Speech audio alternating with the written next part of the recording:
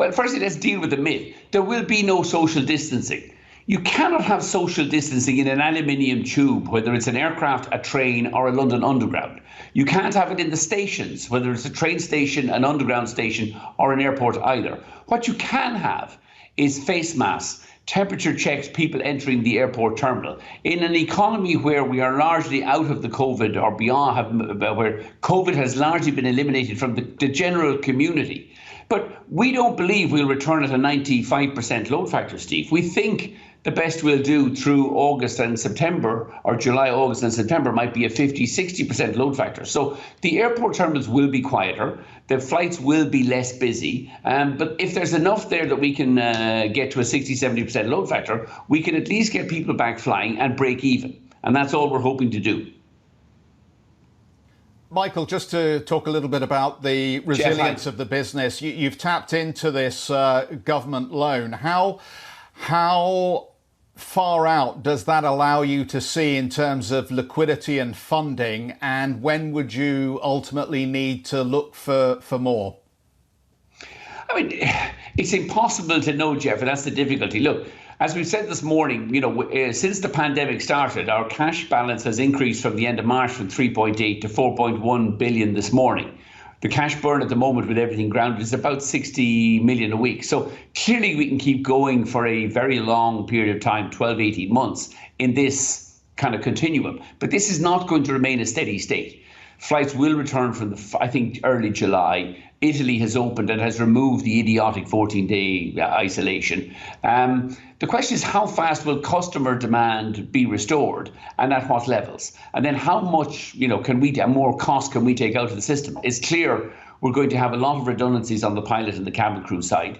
We're looking at 3,000 job losses at the moment, and that's only on the basis that we get 20% pay cuts. If we don't get the pay cuts, there will be even more job losses because we're only going to carry about 50% of the passengers we already proposed to carry this year. So the answer to your question is we can keep going for a very long time.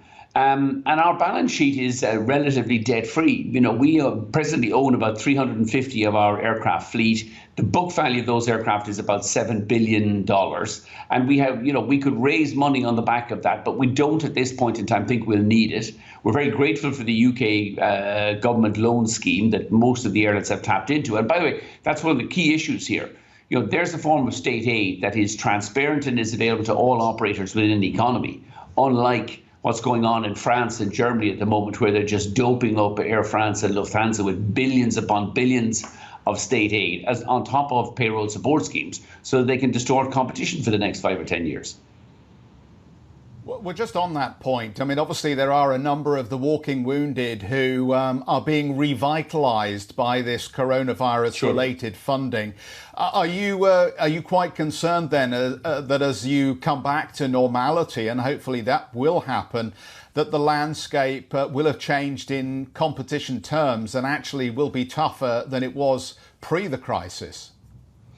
I don't think it'll necessarily be tougher, Jeff. It'll be massively distorted. I mean, I'll give you a good example. Italy. Ryanair's the number one airline in Italy. We've about a 35% market share. The number two carrier, Alitalia, has been teetering on the edge of bankruptcy for the last 25 years. All of a sudden, the number two carrier has just been given 3 billion of state aid doping, in addition to being nationalised. Now, with 3 billion, Alitalia can keep selling below-cost tickets or below-cost pricing for the next 4 or 5 years. So we think it aids our view that I think traffic volumes will return pretty quickly, but on the back of very low prices. But Alitalia can now distort the market for pricing in Italy and flights to and from Italy for probably the next 4 or 5 years.